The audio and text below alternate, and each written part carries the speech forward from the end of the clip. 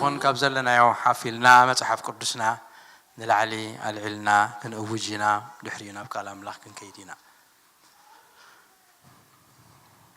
مصحف قدسنا نلعلي يابيلنا خلاتنا ويف نقبرو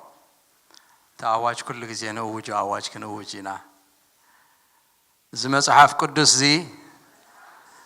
ناتيو اتابو تصحيفو زلو كل دما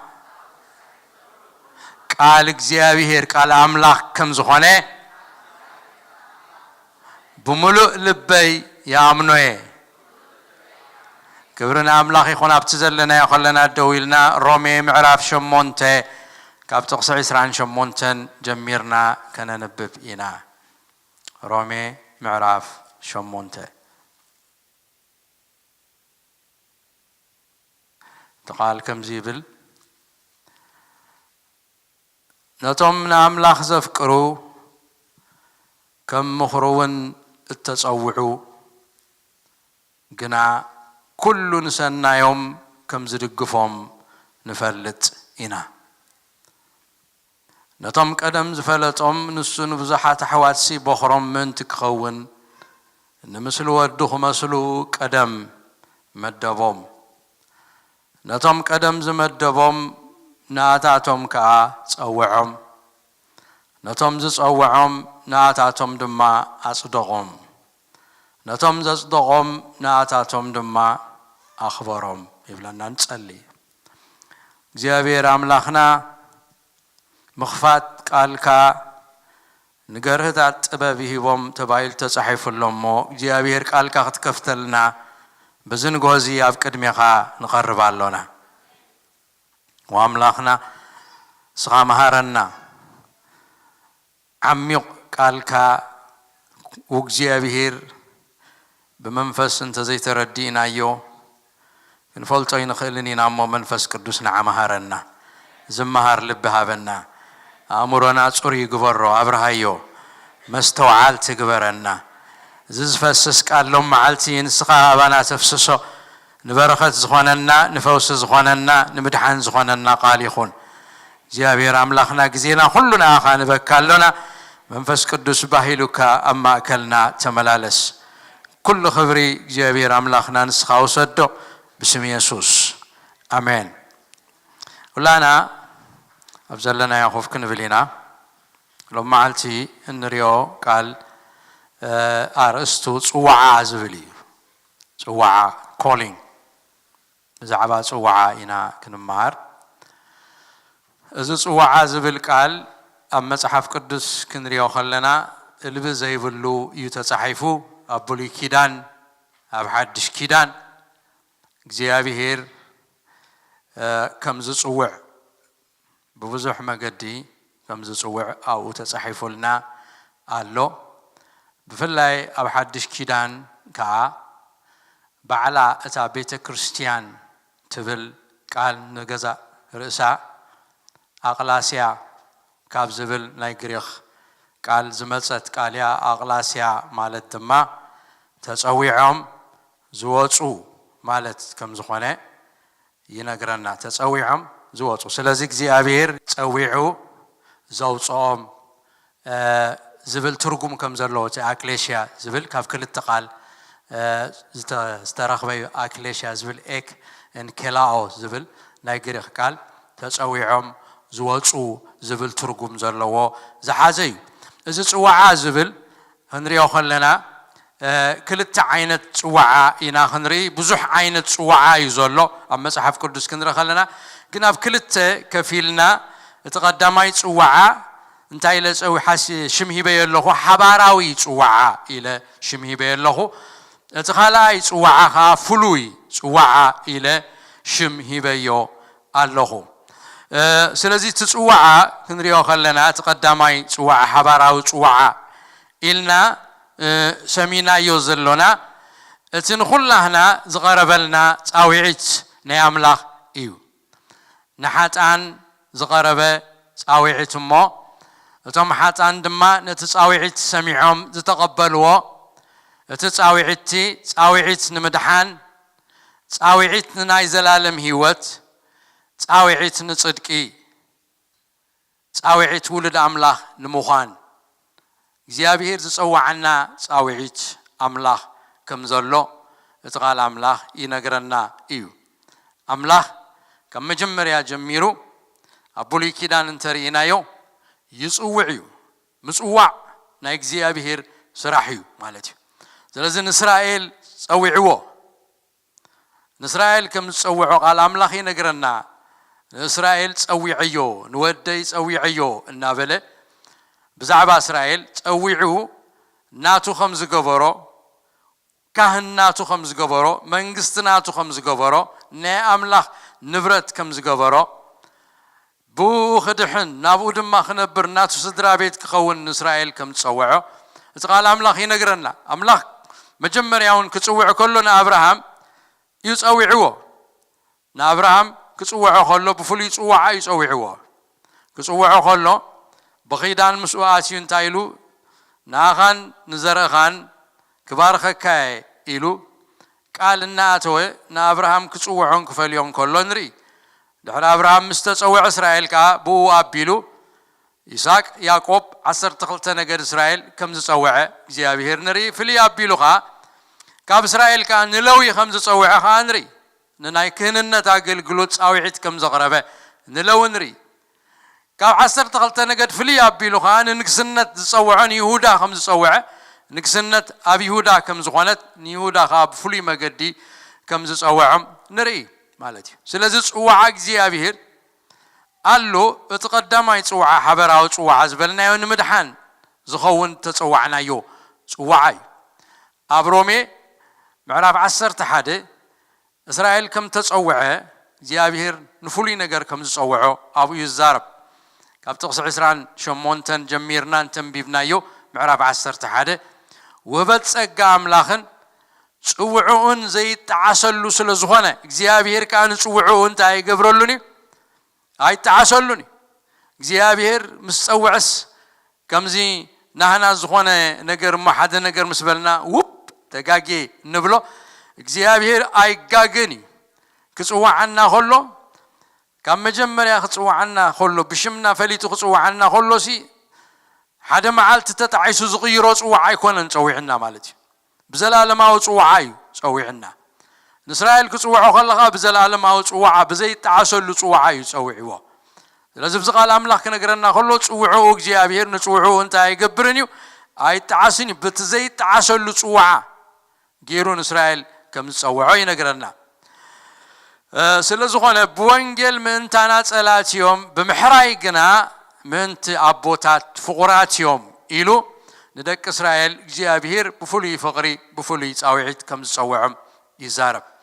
ኣብዚ ሕጂ ኣቐዲምና ዘንበብናዮ ኣብ መእተዊ ኣብ ሮሜ 8 ምዕራፍ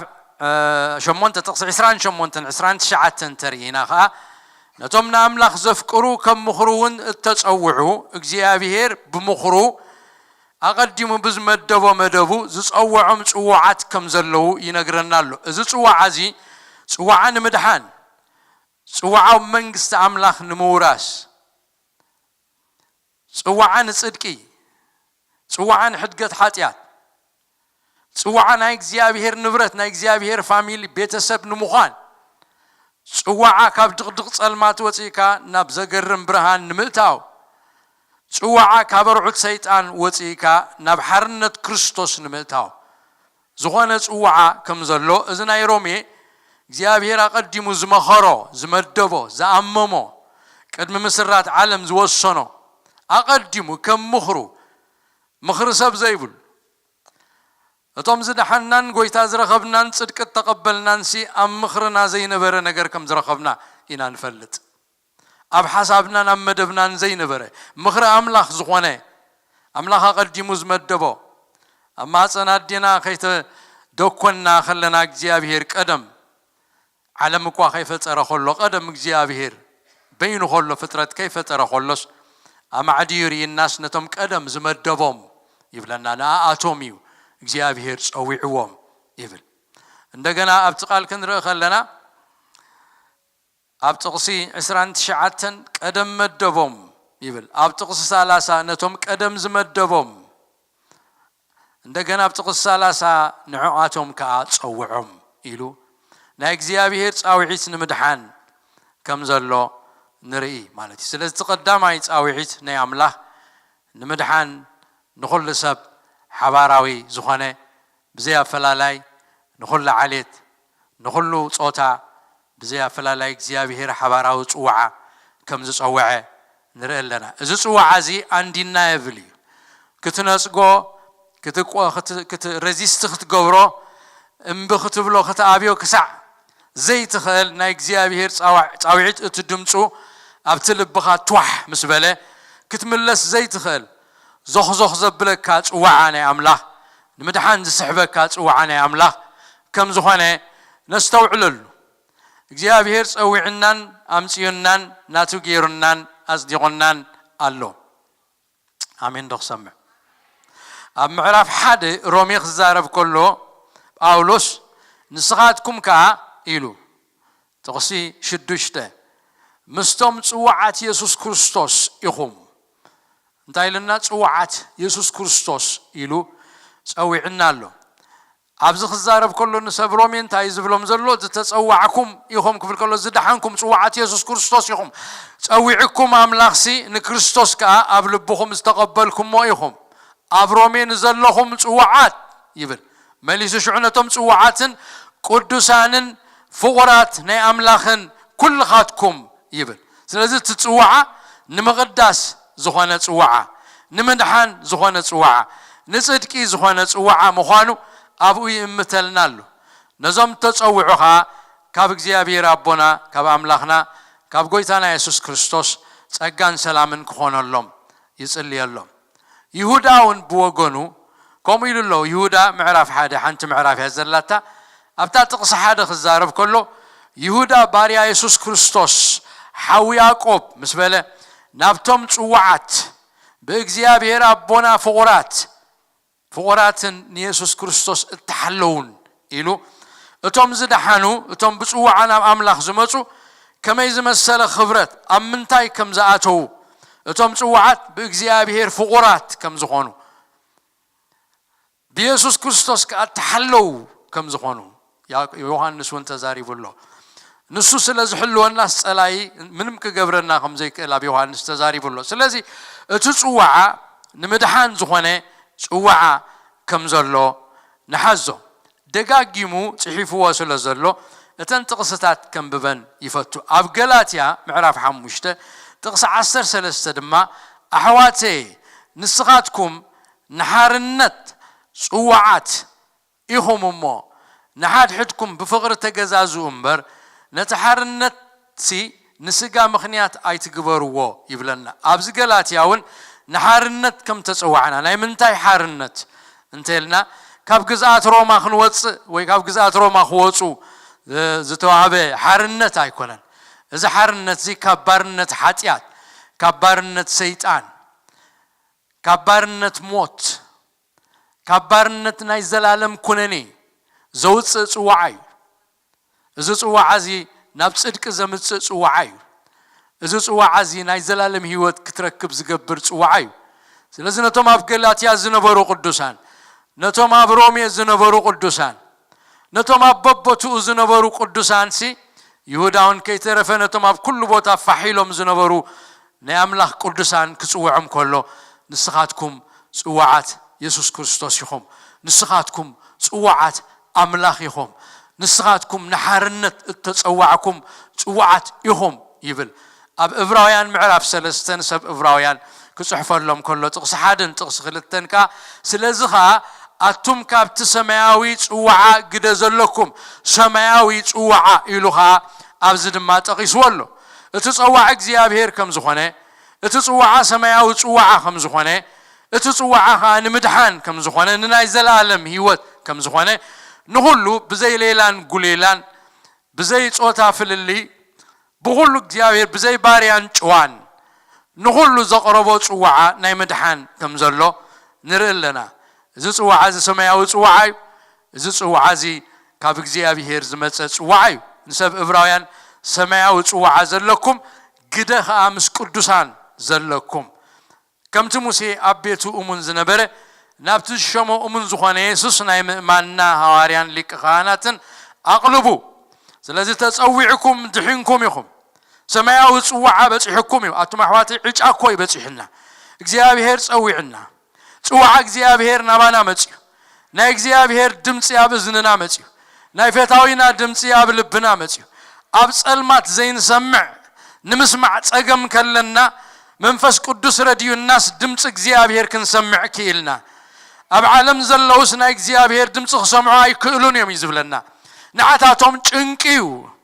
ናይ እግዚአብሔር ናይ መንፈስ ቅዱስ ነገር ክርድእዎ ኣይክእሉን እዮም ይብለና ኣብ ዓለም ከለና ኣብ ጸልማት ከለና ምስማዕ ዘይንኽእል ከለናስ እግዚአብሔር ቅድም ምስራት ዓለም ዝመደበና ስለዝኾነ በቲ እዋኑ መጽዩ ግና ድምጹ ስሚዕና እቲ ጻውዒት ኣብ ልብና እትይዎ እቲ ጻውዒት ተቐቢልናዮ ንምድሓን ጻውዒት ረኺብና ነቲ ምድሓን ምስ ተቐበልናዮ ኸ ናይ ዘላለም ህይወት ረኺብና ማለት እዩ ክብርና ኣምላኽ ይኹን ኣብ ኤፌሶን ምዕራፍ 1 ጥቕሲ 18 ጳውሎስ ክጽሊ ከሎ ብዛዕባ እቶም ኣብ ኤፌሶን ዝነበሩ ቅዱሳን ብዛዕባ ትጽውዖኦም ከስተውዕሉ ክበርህ ኣዒንቶም ክኽፈተሎም ጸልዩ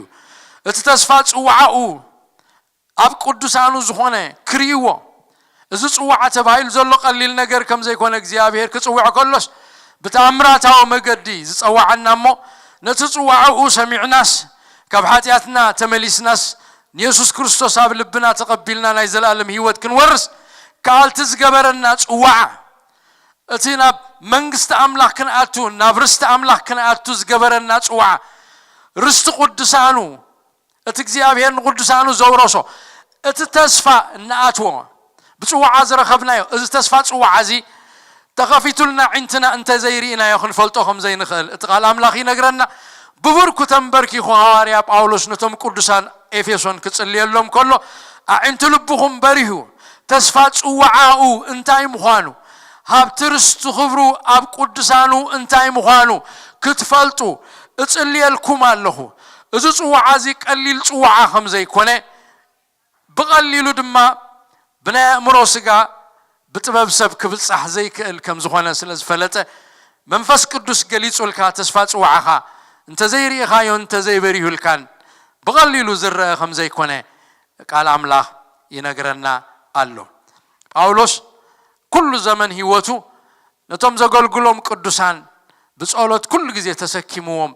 ኣብ ቅድሚ ጎይታ ይቐርብ ከም ዝነበረ ኣብ ኤፌሶን ምዕራፍ 1 ጸልዩ ንሰብ ኤፌሶን ክጽሕፈሎም ከሎ ኣብ ኤፌሶን ምዕራፍ 1 ብጸሎት ጀሚሮ ምዕራፍ 3 ጸልዩ ምዕራፍ 4 ጸልዩ ምዕራፍ 2 ጸልዩ ስለቶም ቅዱሳን ክጽሊ ከሎ ዝጸለዮ ጸሎት እቲ ጻውዒቶም እንታይ ምዃኑ ምእንቲ ክፈልጥዎ ክርስቲያን ምዃን ማለት እንታይ ምዃኑ ክፈልጥዎ religion ከም ዘይኮነ ሃይማኖት ከም ዘይኮነ ብዛዕባ ትረኺቦሞ ዘለዉ ህይወት ክፈልጡ ክበርህ ዒንቶም እሞ ትረኺቦሞ ዘለዉ ሓይልን ርስትን ከኣኽርድእዎ ክጽልየሎም ከሎ ንርኢ ሐዋርያ ጳውሎስ ንጢሞቴዎስ እውን ክጽሕፈሉ ከሎ ኣብ ምዕራፍ 1 ካልኣይ ጢሞቴዎስ ኣምላኽ ብፍቓድ ርእሱን በቲ ብክርስቶስ ኢየሱስ ቅድሚ ዘመናት ዓለም እተዋሃበ ጸጋ ናድሓነና ብቅዱስ ጽዋዓውን ጸዋዓና ኢሉ እቲ ጽዋዓ ፍሉይ ጽዋዓ ምዃኑ ይዛረብ ስለዚህ ትጽዋዓ ጸጋ ኣምላኽ ዘለዎ ውህበት ኣምላኽ ከም ዝኾነ ብምርጫ ዝረኸብናዮ ወይ ብወለዶ ወይ ብናህና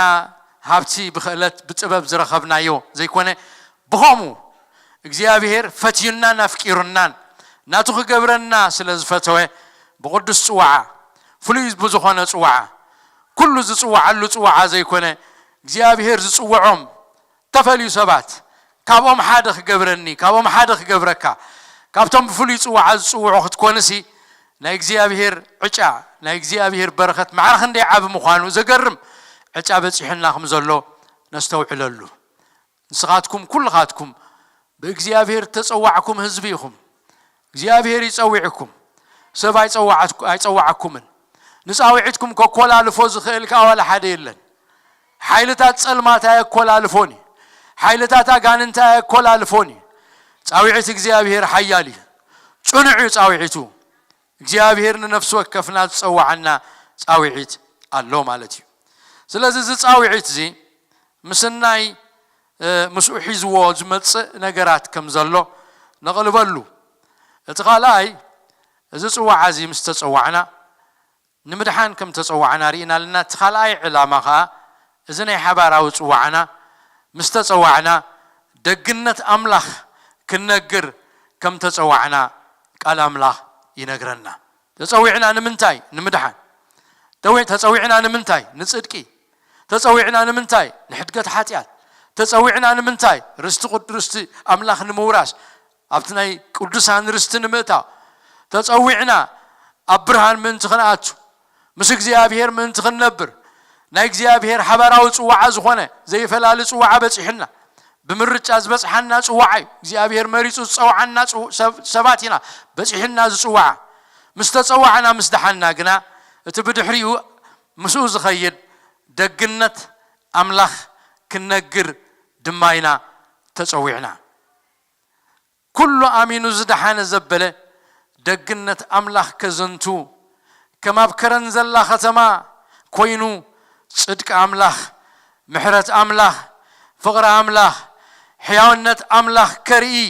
يتصوّعو أبكرن كم تسقلت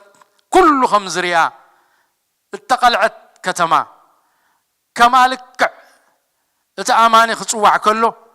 بيت كريستيان تأكليشيا بجزيابير تصويعة نصدق أملاك كتفل خلا أبزع عالم زيان تاي كتجبريا أنت دايلنا تصدق جزيابير كتزنتو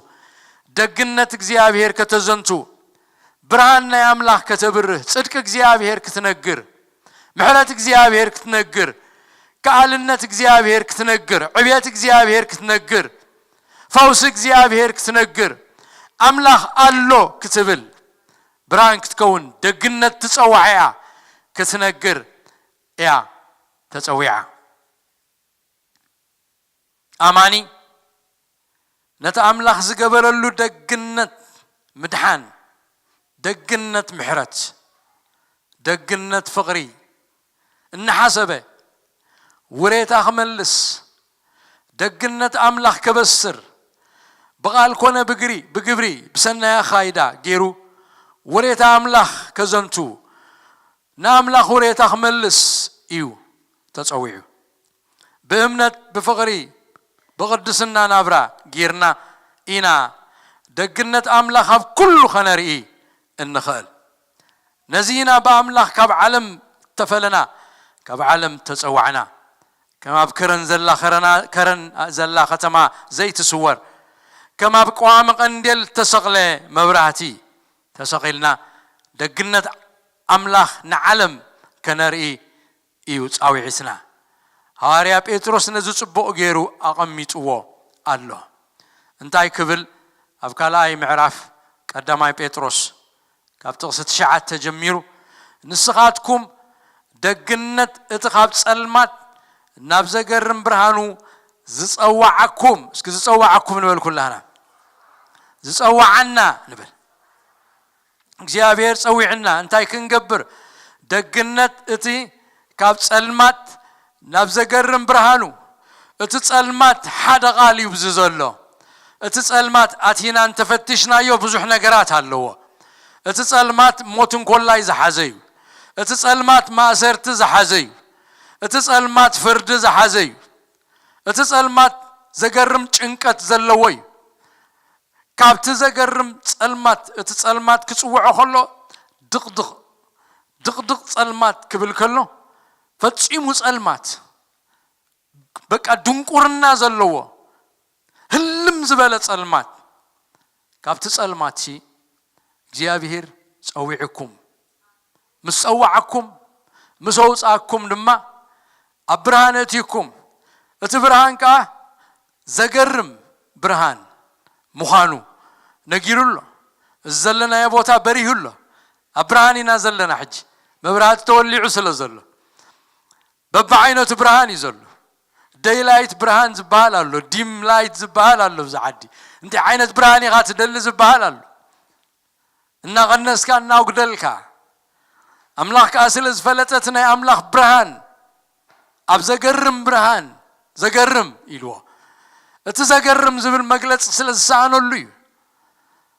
هاي بيتروسن يعقوبن يوحنسن أبتخرن ملوات مسديبو اتزغرم برهان ود املاخنا يسوع كريستوس املاخنته كاوشت ندق خبره مسجمره زغرم برهان يمريم اتمحواتي برهان اغزيابير بأمره سبزلك عيكونن اتينا يزلنا برهان نصحاي برهان رأيوامو اتاق اغزيابير فتره عباي برهان صحيا ناي صحاي برهان بروحو كواخن طمتاي نخلنينا الزدن برهان يلو زلو خاب ناي صحاي برهان زبلص برهاني زدمق برهاني زبلص برهاني ات برهان تمساتخايا حقوس اب لبخا يزفسس ات برهان تمساتخايا هلواتكا كله اكلاتكا كله يزطعي ات برهان تمساتخايا فصم فسها يزوردكا سويلو برهان ايكونن كاب دق صلما ጭንቀት زملو حفرت زلو نور زلو ودكت زلو موت زلو دق صلمات እግዚአብሔር ናብዘገርም ብርሃኑ ፍስሐ ዘለው ሓጎስ ዘለው ፈውስ ዘለው مفتاح ዘለው ሓርነት ዘለው ብርሃን አሰጋጊርና አሎ ለዚህ ነገርና ሁሉ ንስኻትኩም ደግነት እቲ ካብ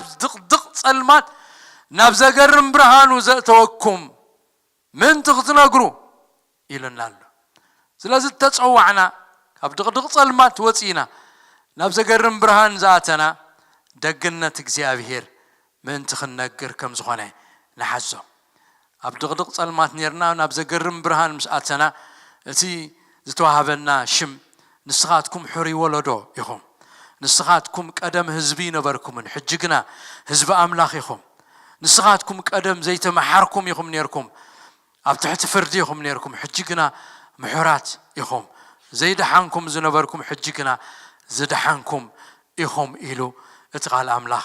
ይነግረና ሐዋርያ ጳውሎስ ክነግር ከሎ እንደገና ኣብ ኤፌሶን ምዕራፍ 4 ጥቅስ 1 ደጊማነ እሱር ብጎይታ ነቲ ተጸዋዕኩም ንጽዋዓ ይብለና بوعات كينكم كتملالسو امعدكم الله I urge you يبل امعدكم الله دفعكم الله اززكم الله انتي كتقبروا نتتصوعكم له صوعا بوعات كينكم كتملالسو تتصوعهم سي ينصبارق ابي هوتكم يرى برو ابران كم زلو خينكم سترايو صدقكم يرى فقركم يرى حاليتكم يرى لا እግዚአብሔር ነገር ይرى አባቃትኩም ደግነት አምላክ ዘዘንቱ ሰባት ኮይንኩም ደግነት አምላክ እተርእዩ ኮይንኩም ተመላለሱ ይብለና ክብርና አምላክ ይሁን አሜን ደክሰመ ስለዚህ እትጽዋዓ ሐበራው ጽዋዓ በአምላክ ተጽዋዕና የጽዋዓን ምድሓን እትምሱ ዝተዋሃበና ሓላፍነት ብርሃን ክንከውን ከም ዝኾነ نحزو اتسالساي صواعا مستصواعنا تحبراو صواعا دما نحد حدنا من تخنقلاقلي املاح صويعنا اتصاويعت نحد حدنا كنقلاقل كم زخانه نحزو كم حفرت اب املاح مصينا بحفرت كنبر كلنا እግዚአብሔር حفرت زفطره حفرت زغبره حبيرنا كنبر زغبره بعلاماي التنصلت بينا زخونت كاب ما كلا باقع زخوفللت باقع زطفت نبينا تنبر እግዚአብሔር ይድንግጸላ ናብ ማሕበር ካይ ይክባ ይጽዋዓሙ ናብ ማሕበር ይክባ እተን ዝደሓና ሳብት ማሕበር ካኣትዋ ኣብቲ ሕብረት ክህልዋ እግዚአብሔር ንበይንና ክንነብር አይደልኒ እግዚአብሔር ሰብ በይኑ ክነብር አይደልን ካብ መጀመርያ ትሒዙ ሰብኣይ በይኑ ክነብር ጽቡቅ አይኮን ሰበይት ቃቤና ክትነብር ጽቡቅ አይኮን ሰብኣይ ትራይ አይኮን ኩሉ በይንኻ ምንባር ጽቡቅ አይኮን ሕብረት ይጽቡቅ እግዚአብሔር ሕብረት ፈጢሩ كم زجيرو حفرت يبنا زلو እግዚአብሔር بمخنيات እዩ በትዕላማና አምላኽ በሐባርክ ነበር ከለና ምንታይ ከም ዝሆነ ቃል አምላኽ ነጽይሩ ነጊሩናል ጸዊዕና ካብ ዕያግና ካብ እንዳጓሓፍ አውጪና ካብ ጎዱፍ አልዒሉና ሓጺቡ አጽሪው ንብረቱን ናቱ ገይሩና ናቱ መስገበረና ኣብ ሕብረት ይጽምብረና ኣብ ሕብረት ይዘትወና ሎምን ዘሎ እዝናይ ቴክኖሎጂ ምዕባለ በይንኻ ክትነብር ትኽእል ኢኻ ዝብል ደርፊ ዝደርፍ በቃ በይንኻ ክትነብር ትኽእል ኢኻ በይንኻ ክትነብር እዝናይ ቴሌኮንፈረንስ አገልግሎት ዝባሃል ኣሎ ናይ ፌስቡክ ዝባሃል ኣሎ ናይ ገለ ዝበሃል ኣሎ እቲ ኩሉ ኣብኡ ዘሎ ሓጋዝ ጥራይ ክኸውን ዝኽእል እምበር ቀንዲ ክኸውን ኣይክእልን እዩ እቲ ቀንዲ ግን ሕብረት ኣሕዋት እግዚኣብሔር ናብ ሕብረት ይፀውዕና ንእስራኤል ክፅውዖ ከሎ በይኑ ነይሩ ድሓር እንታይ ገይርዎ ብዙሕ ገይርዎ ንኣብርሃም በይኑ ፀዊዕዎ ድሓር ግን መንግስትን ካህናትን ዝኾንዎ ዘረሂቡ ማሕበር ይገይርዎ ማሕበር ይዝፈልጥ እግዚኣብሔር ኣክሌሽያ ይዝፈልጥ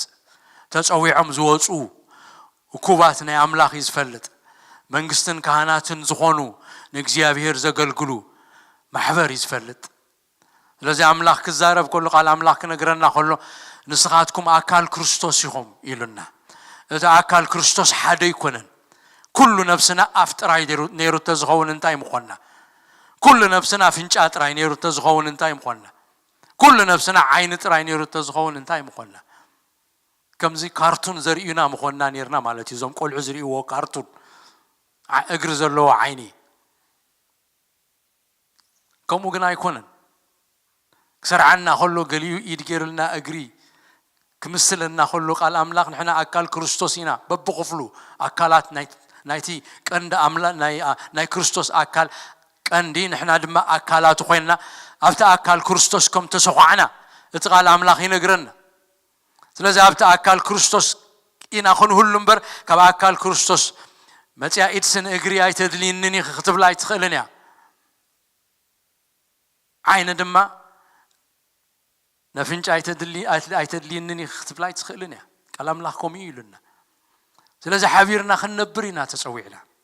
ሓቢርና ክንነብር ከለና ድማ እግዚኣብሔር ንነፍሱ ወከፍና ዝሃቦ ተፈላለየ ፀጋ ኣሎ ኣነ ንስኻትኩም ክኸውን ኣይክእልን እየ እናተይ ዝኾነ እግዚኣብሔር ዝሃበኒ ፀጋ ኣሎ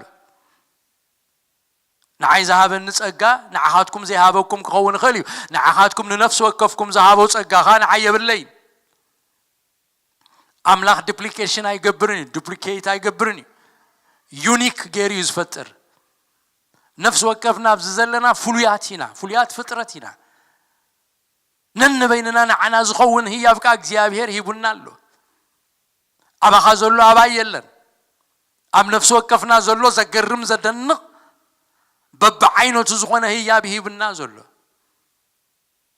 ንምንታይ በብዓይነቱ ህያብ ሂቡና ንምህናፅ ማሕበር እዩ ንሓድሕድና ምእንቲ ክንገላገል እዩ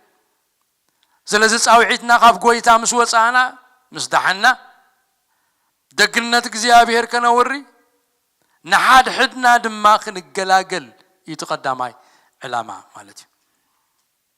ንሓድሕድና ክንገላገል ከምኡ ስለ ዝደለየ ብመስፈር ውህበት ክርስቶስ ኢየሱስ ገይሩ ድማ ኣምላኽ ፀጋ ብልዕሊ ፀጋ ካብ ምልኣቱ ተቐቢልና ኢና ፀጋ ሂቡና ኣሎ ኣነ ፀጋ ይተቐበልኩን ዝብል ኣብ ማእከልና እንተሎ ቃል እግዚኣብሔር ኣየንብበን ቃል ኣምላኽ ኣይሰምዐን ንነፍሲ ወከፍና ግና እግዚኣብሔር ብዙሕ ዝዓይነቱ ፀጋ ስለ ዘለዎ ንነፍሲ ወከፍና ካብቲ ብዙሕ ዝዓይነቱ ፀጋ ንነፍሲ ወከፍና እግዚኣብሔር ሂቡና ኣሎ ፀጋ ኮፍ ክንብል ኣይኮነን ካልእ ክገብሮ ኣይኮነን ንነፍሲ ወከፍና ዝሃቦ እግዚኣብሔር ፀጋ ኣሎ ንእሽተይ ዝበሃል ፀጋ የለን ቃል ኣምላኽ ክነግረና ከሎ ብቆሮንቶስ ብዛዕባ እቲ ኣካላት ክነግረና ከሎ ነቲ ክብሪ ዝጎደሎ ክብሪ እናሃበ እዩ ዝብል ነቲ ንእሽተይ ዝመስል ንእሽተይ ንብሎ ንሕና ብኣካላትና እግዚኣብሔር ግን ነቲ ንእሽተይ ንብሎ ዝዓበየ ክብሪ እናሃበ ኣብቲ ኣካል ሰኺዕዎ ኣሎ ኣይጠቅምን እዩ ዝበሃል ሰብ የለን ክገብር ኣይክእልን እዩ ፀጋ የብሉን ዝበሃል የለን እሱ ዳ ፀጋ ኣለዎ እንዳለ ፀጋ ይብለይን ዝበሃል የለን ንሱ ካልእ ፀጋ ኣለዎ ንስኻ ካልእ ፀጋ ኣለካ ንነፍሲ ወከፍና ብመስፈር ክርስቶስ ዝተዓደለ እቲ ቃል ኣምላኽ ክነግር ከሎ ብመስፈር ክርስቶስ ዝተዓደለ ንሓደ ኣይኮነን ንነፍሲ ወከፍ እዩ ዝብል ነፍሲ ወከፍ ዩኒቨርሳል ንነፍሲ ወከፍ for everybody ሃጓፍ ዝተርፍ የለን ካልኣይ ደረጃ ወደይ ዝብሎ ይብሉን እግዚኣብሔር ኩላና ቀዳማይ ደረጃ ደቁ ኢና ኣነ ቀዳማይ ደረጃ ወዲ እስክብል ኣነ ቀዳማይ ደረጃ ጓሉ ካልኣይ ደረጃ ዝበሃል የብሉን ስለዚ ቀዳማይ ደረጃ ዝሰርዓና እግዚኣብሔር ውሉዱ ዝገበረና ንነፍሲ ወከፍና ብመስፈር ክርስቶስ ሜትሮን تا مسفرت بالمترون معكني ملكعي كلكع خلق أملاخ تصقى خيب كلس كلكع كلسي بمسفن يكون لكعوا وي بإرمياس يكون لكعوا بكريستوس يلكعوا كلكع خل تصقى بكريستوس تلكع تصقى نعاخذ خون نفس وقفنا زخون بزيادلوا نفس وقف እግዚአብሔር ጸጋ ሂቡ አሎ በክርስቶስ ተሰፊሩ ይተዋሃበ ጸጋ ከም ዘሎ ይነገረና ኣብ ኤፌሶን 4 ጥቅስ 7 ክንረኸለና ግናኸ በመስፈር ክርስቶስ ነፍስ ወከፍ ጸጋ ተወሂቡ ይብለና ነፍስ ወከፍ ጸጋ ተዋሂቡ ስለዚህ ነፍስ ወከፍና ጸጋ ተዋሂቡ ስለዘሎ አማሕበር አምላክ ክንመላለስ ከለና ዝተመላላሲዩ ዝባል ነገር የለን تملالاسي أتمحواتي يبلغكم الله نقرأكم الله صباح كلها أنا أبكر مقويتا خنقرفينا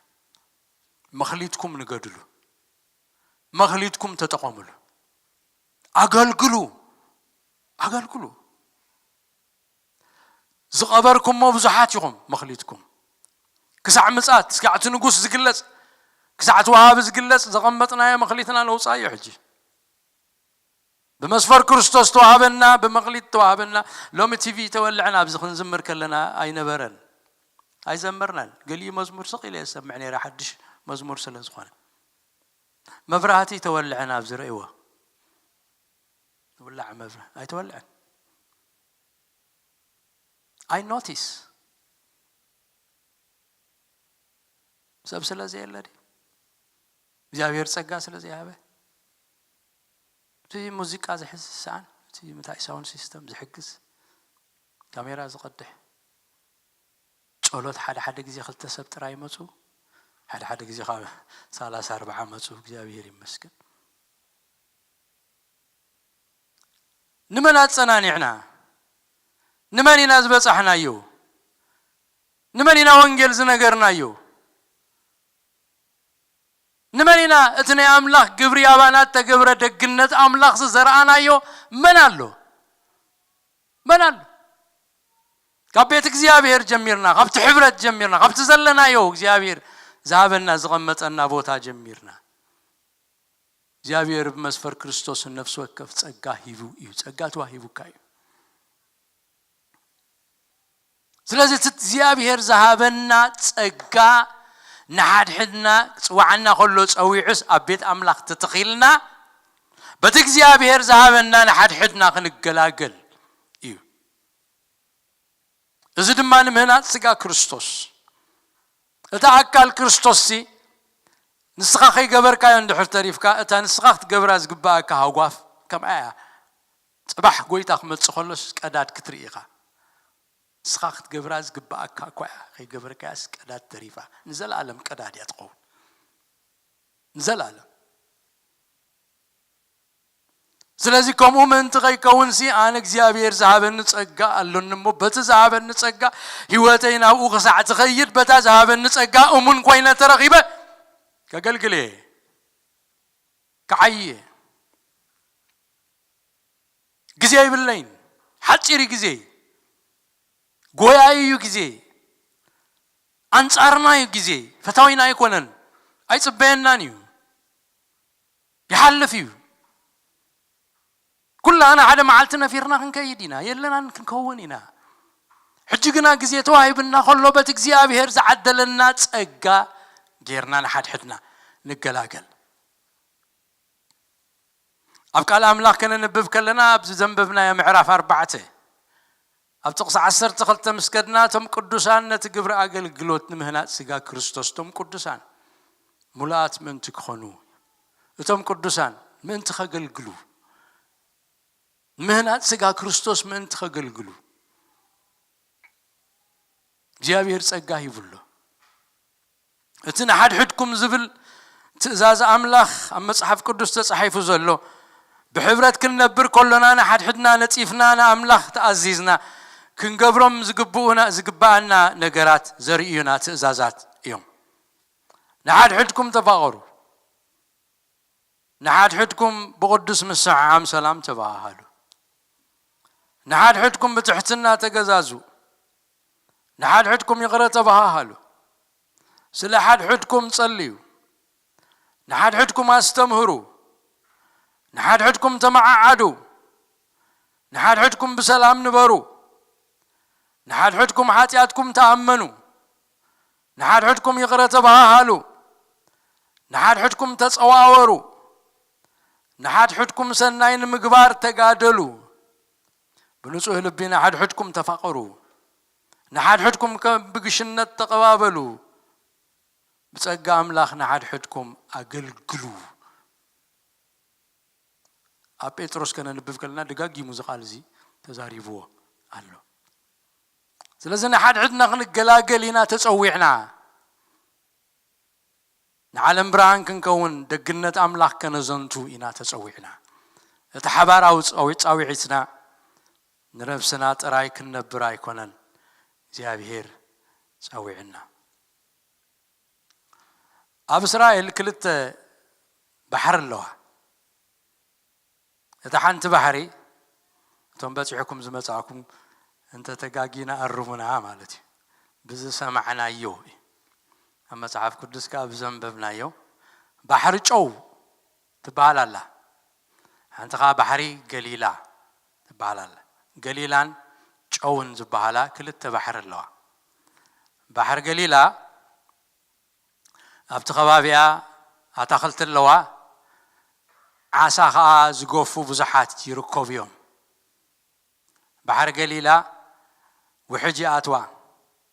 بحد شنخا خانتا يتخون مفسس خا اللوا بز تملئ بحر قليلا بز خا تفسس بحر جو تبهال كالا بحر جو عسى يبلان زقوفو قففتاي الرأيوان يوم موت بحري أبت غبابي وأتخلت يلا زي بالرها كابوتاي كل جزء جنزات وما يلوا كل جزء زاتو ما يبا ياتو بحر جو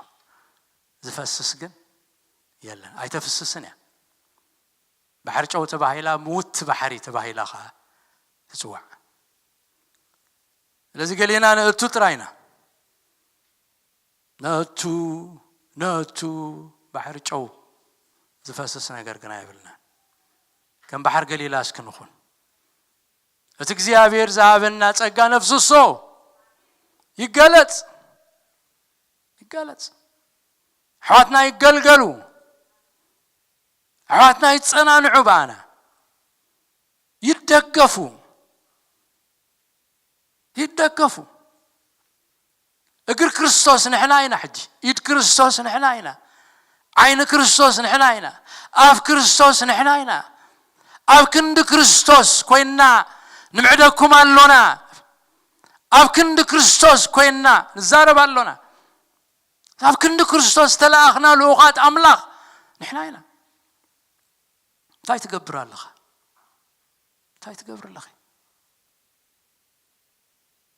رزق زيابير ጸጋሂ ቡና ስለዘሎ ደንበውን ከፊቱልናል አብትዝኸፈተልና ደንበ በተተዋበና ጸጋ ክንዋሳ እግዚአብሔር ይጽዋዓና አሎ እተናይ መወዳታ ክብሎ ዝደሊ ከፍሉይ ጽዋዓ ዝጽዋዓም ከም ዘለውኻ አይንረስዕ ፍሉይ ጽዋዓ ካሎ እዛ ሓባራዊ ጽዋዓ ዝበልናዮ ነፍስ ወከፍና ተዋሃበ እቲ ነፍስ ወከፍ ዝብል ነፍስ ወከፍ بزي أفلاله أتفلو يزبلكا نخلو زي كونه زهبوخا أملاخكا نخلو زي كونه نفليات سبات زيابير زهبوهم كم زلو فلي صوعة كم زلو بفلاي فلي صوعة نممرح زيابير leaders كم زلعل نري إذا صوعة زين نفسه كف زوهاب صوعة يكونن أملاخ بالعلاو فقادو نتفلي سبات بعلو بالعل فقادو مال زحاريهم سوي الشمام فلي مانديت زهبهم እግዚአብሔር ንፉልይ አገልግሎት ተጽዋዕም ሰባት ካ አሎ እዚያም መጽሐፍ ቅዱስ ከነንብብ ከለና በቆሮንቶስ ምዕራፍ ቀዳማይ ቆሮንቶስ ምዕራፍ 14 ካብ 28 ጀሚርና ከነንብቦ ከለና ፍሉይ ጻዊዕት ከም ዘሎ ኣብኡ ነጊሩና ኣሎ ነደቅ እስራኤል ንኹሎም ይጽውዕዎም ኢልና አንተ ወይ አቀይዶ ንእስራኤል ንወደይ ጸዋዕኩ ወኻብ ግብጽ ጸዋዕኩ ወይ أتي صحف ترجم كلون يسوع كريستوس كم زملكت أب حدش كيدان نرخبينا لكن literally كنريو خلنا نودي كاب جبت تصوعكوا مالت إسرائيل كاب جبت خوص أم كله إسرائيل كاب جبت خوص أم كله زملكت قالي لازم إسرائيل كاب جبت خوص أم كله كل إسرائيل تصوعي إلنا كل إسرائيل جنا موسيقى تصوعي موسيقى تصوع تصوعت فلي تصوعت نموسيقى تراي توهبي نارون تصوع خلوا بفلي تصوعت نري مالتي أب كورنثوس كنا خلنا معرف 10 كم زيف لنا أملاخ دما أم محبر قدم هواريات دحار كلايكا نبيات سالساي ممهران دحار قبرت حيلتات دحار وهبت مفواس مرداء دخومات ممرح ببين قانقواتات سرعي تقصي عسران شعاتن كلاتهم دو هوارياتهم أتمل سنتايو أيكونون كلاتهم دو نبياتهم كلاتهم دو ممهرانيهم كلاتهم دو قبرت حيلت قبرت تأمراتهم كلاتهم دو هبت مفواسا اللوميو كلاتهم دو قانقواتات الزاروبيهم زي كلاتهم قانقواتات دو الزاروبيهم زبل أتي قانقوا مزراب بفلاي اتوم ناي ربع نوويح جزي وسيده استمهيري يلقو افكالاي معرف قبر هواريات مسبصحنا 3-4 عينت قانقواتات اما صحاف قدس اف قرنطس معرف 14 اب عالم زلو قانقوا إلو تقيسوا اللبو زترقوم قانقوا كاب منفس قدس إلنا زي ترقوم أمرو بزي فرز خانة قانقوا إلنا فلالينا رينا يوالونا إذا بزيها كلاتهم دو قانقواتي الزاروبيهم كبل كله تزترقوم مخانو نحزو تزي ترقوم نايت أولوت قانقوا بمنفس قدس زوهابنا أبزي إنكولد كم زي قبرو كم زي وسخو كنحزو يدرلي كلاتهم دو يترقوميهم يلو إذا بقالو تاو ملس زملس كم زغانا نحزو أيفالون كلاتهم هواريات أيكونون كلاتهم نبيات أيكونون كلاتهم قبرت حيل زقبرو أيكونون يبل كم زلو نستوعللو سلازي فلي زغانا اكزيابير زهبو تشوعا خم زلو نرأيو مالتي إذا تشوعا زياتهم نزتفلي عقل قلوت زتتصوعوا نزتفلي علامة أملاخ زتشمو أملاخ نتتصوعهم فلي ميشن كقبروها كفتسمولو زخلهم فلي زخانات أجان حيلن تبابن كلتن موجوسن مسو كم زبون إلى نري نتتوعبوا محلا فنت من تفتسمو بفلي عتكي يا أملاخ زعتقهم زد ما فلي صاوعت نامنت كمن موسى إن ساميل إن دانيال داويت كزارب كله بتزمنتي يبلنا برائي نقدسان كخمزيل كتزارب كيوم رديت قبل على جنا أمبيري كابزبي حد حري العلة كابزبي حد حري العلة كابتهزبو كابتزوعه كابتمنجستن كهنتن ذهبوا هزبس حد حريكا العلة مسبله نداويت بارياي رخيبيو بقدس زيتي كبي أيو إيدي كل جزء مسؤول تكونيا كل سمايكا خبر تعي سلاي أي كودقون عماتها أي كتقعن إيو نسأل تدما أبكرميو كقطعمه نتوم سألوا وون كواقعمه إمنتين تأجين دما مسؤول خنا بسمايك أرنو خال علل كبللو إيلو بفلويت أوعيت كم زسوع نداويت كسوع خلو كم ما أكل هزبي فليو نممرح تهزبي كم زسوعه قد مسألة خا ديل النهابة سعيرو كم زوات كم زكفرة نري أما صحف قدس بفليت أوعيت تسوعه زور بابل نهميا أزرع زيابير بفليت أوعيت زسوعهم كم زلوا نري مالتي عاري باولوس كصحف كله أب نفسه كف صحفات ملأ خنا نبذ كلنا أب تقص حدا معرف حدا تقص حدا زتزاربوا قال استوعلنا أنتم بيبنايو كلتيوس أوعيت أمنا تيرو أو غميت ولا نابنت أبرومي حادة تقصحاد انترينا باولوس باريا يسوس كريستوس حواريا كخون التصوعه يبل دحر قصيلو نوانجيل املاخ تفلي سلسمو اب كلهم احزاب مزاز امنت كتكل بو صغان حواريانتن تقبلنا نسخاتكم كا مساتاتهم صوعات يسوس كريستوس كلت صوعه صوعان سن حواريانت كم تصوعه مسوخ انا حواريات تصوعوا فليات كم زلون بملتاتار نايرومي محبركا صوعات يسوس كريستوس كم زغونون كلت ببين زغونه صوعه ابوا قميتو نريو اب تقص شوعات ابرومي زلهم صوعاتن قدسانن فقرات املاخن كل خاتكم كابابونا املاخن كاب غويتانا يسوس كريستوسن صغان سلامن يحلهم يلو اتصاوعيت ناي باولوس فليز بله نحواريانت كم تصوعه ناي احزاب حواريا كخون بفولي እግዚአብሔር دليو specifically نمدحان ጥራይ ዘይኮነስ ንሓደ ፍሉይ ጻውዒት ከም ዝጸውዖ ንሪ ኣብ ምዕራፍ 9 ግብረ ሐዋርያት ኣጻዋዓ ጳውሎስ ክንርኢ ኸለና ጎይታናን መድሓኒናን ኢየሱስ ክርስቶስ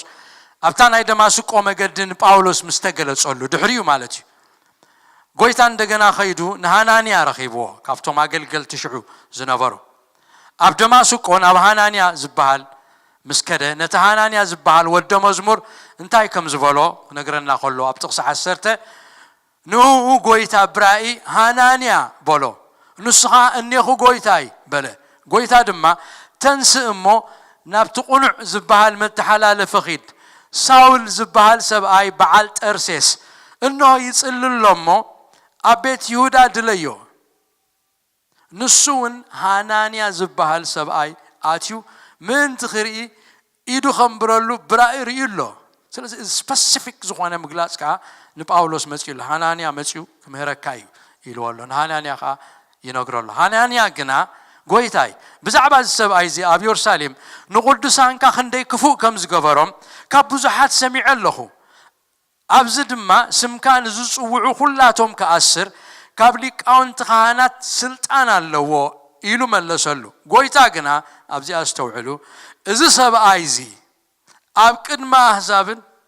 أبكر من الجستاتن أبكر من إسرائيلن سميك تصور ناي حروي أقحيمو من تسمي كندي بزو حسارة مكرا خصقف كم زغبو كرئي سلازي كيدا بلو يبلنا سلازي بفوليس أوعيت نباولوس نفولي زغانا أقلقلوت حواري أحزاب كخون كم زصوعو نري بعلو حواري باولوس أبقدمي نقص أغريبا قريبو بزعبا روسو خماغوت كله زبولو أم عرف 26 انترينايو فوليس أوعيت كم تصوعي حواري باولوس أو بعلو بافو تأمينو قالو كم زخبل قناخة تنس أغريبا يزنو زلو نتنقص بأغرها دوبل يسوس كريستوس ببرهان تسأدال مستقل صلو زخونه نتزري إخايون نتب دحرز خقلصلكا زلون النجر أقلقالن مسكرن كتكون مديبك اللهو سلازي دما يتقلص كلكا كاب هزبغان كابتم نباتاتهم زلقكا هزابنكا كنا قفكاي ناي بمئمانكا حدقت حاتياتن رسمس قدسانن كرخبو كاب تسألمات نابرهان كاب سلطان سيطان وناب أملاك ملسو أعنتم كتكفتلهم إليكا كاللهو إلو فلي مشينيو تواهبه بعلو مسيو قويتا كم زيلو نجيرنيو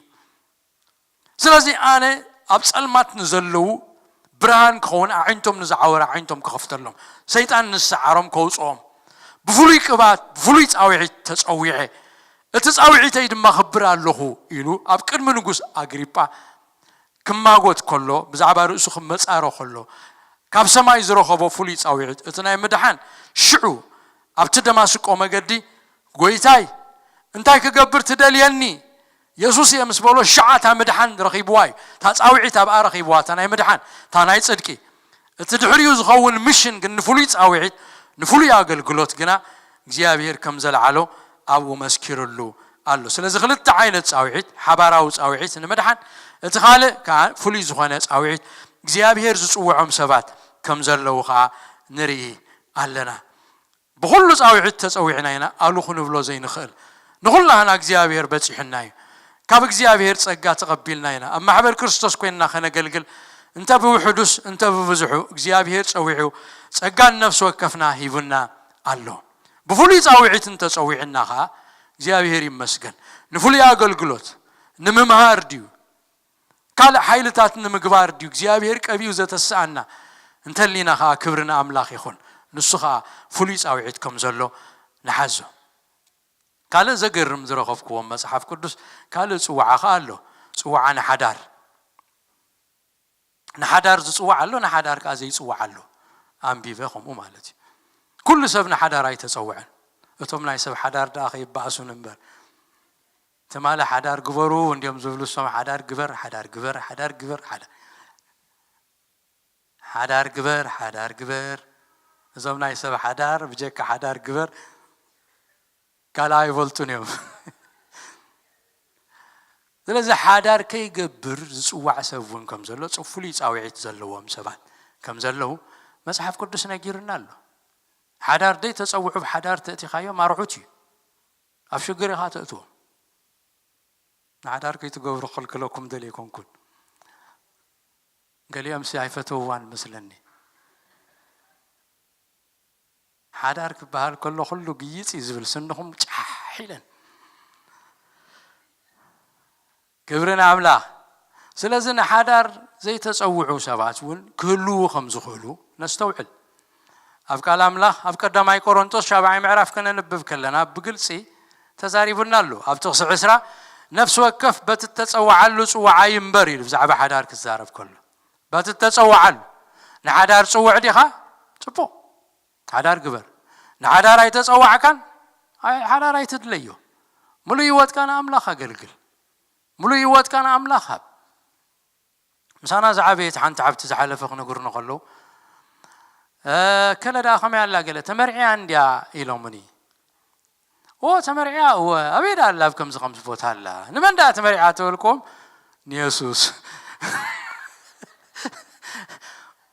ምስ የሱስ ኪዳን ኣትያ